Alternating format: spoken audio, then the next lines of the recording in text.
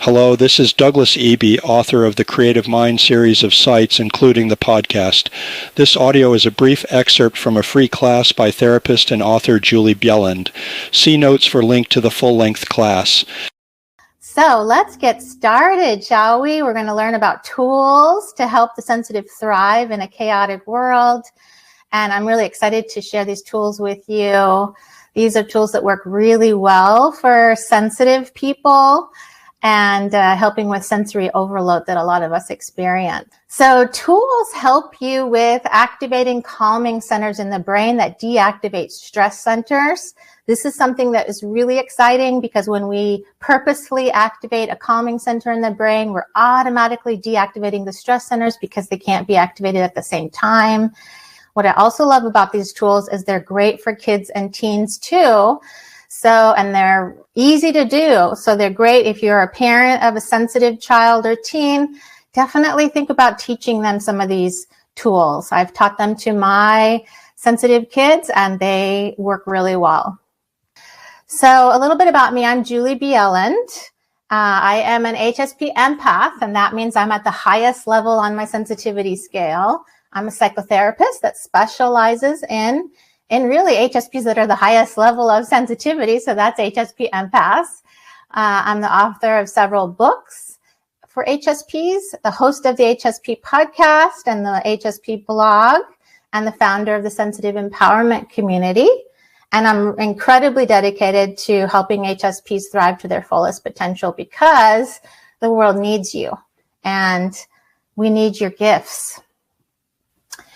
So let's talk a little bit about the common challenges and why HSPs need these tools in the first place. So as we know, if you've been following my work, you know this trait of high sensitivity is also called sensory processing sensitivity.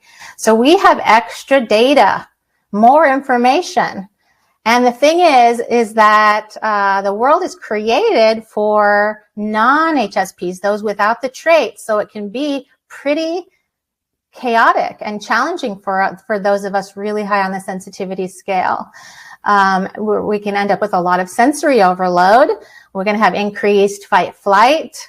We have a need for more quiet, alone time and rest to process all of that. You may have heard me talk about that. HSPs are, imagine if your nervous system had a container and we're really dumping in about 100 cups of stuff into that container every day, and those without the trait maybe just have a few cups going into it, which is why we need more downtime to process all of the stuff that's coming at us. And that's a real thing. So I really want to normalize and validate that. Plus, societal expectations are based on those, without the trait of high sensitivity. And that, many of us have heard those things. Why are you so sensitive? What's wrong with you? And I want to change that messaging. There's nothing wrong with you. You're not too sensitive. It's just that the world is too loud and chaotic. And so we're going to talk about tools to help you with that today. We're often overgivers, right? And undergive to ourselves. This is a big default for us. It's sort of a natural default that we actually have to learn how to pay more attention to our needs and give to ourselves before giving to others so that we're not giving from a depleted place.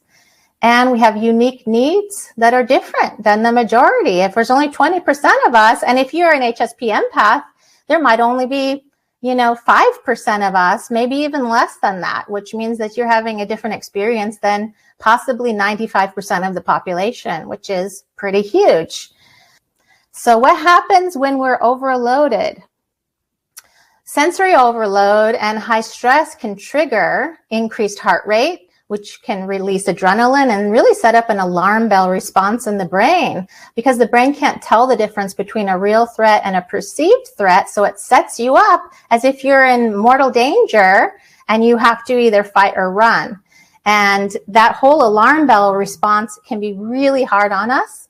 It creates short, shallow breaths, and it really shuts down digestion and sends oxygen to our muscles. This is why we can get tense and you end up with more back pain when you're stressed, things like that. And also, a lot of HSPs have digestive issues where your stomach is upset, maybe constipation, diarrhea. And in general, possibly increase pain and injury, and increases both short-term and long-term health issues. A lot of HSPs have a lot of health issues. Fortunately, there's things that you can do, and the tools that we're going to teach today are going to help you with that to improve your health. So I'm going to break them down into little sections, these tools. So the next tools I'm teaching you are going to be how to activate calming centers that deactivate stress centers. This is one of my favorite tools, the breath technique tool. This is great, like I was saying, for kids and teens too. Maybe you're about to go to the dentist and you're super nervous, or you have a presentation at work or something and you're feeling like you're starting to get really nervous. What you want to do is you inhale for the count of 4, you hold it for 2, and you exhale for 7. And you do that about 5 times. Now, the beauty of this is the long exhale. That's going to send a calming signal to your brain because you don't breathe like that when you're in danger. Remember, I talked about the short, shallow breaths. So what you're really doing is sending a signal to your brain, I am not in danger and I don't want you to send out those alarm bell responses.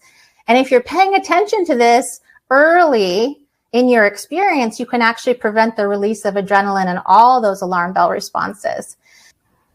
The next thing is I want you to think about intentionally filling up that positivity tank so that we can counter that negativity bias that the brain has. It takes about 5 to 8 positives just to neutralize 1 negative. Yes, that's true. And negatives soak in instantly, while positives takes about 20 to 30 seconds. That's kind of a long time. So you really have to be intentional about this practice. You want to really increase your positives and decrease your negatives with intention. So things like reading the news rather than visually watching the news is recommended for those of us really high up on that scale of sensitivity. And look for the helpers. There's a lot of really good things happening in the world and a lot of really good people doing really good things. Thanks for listening. See the Creative Mind post for this podcast episode with links to resources and other material.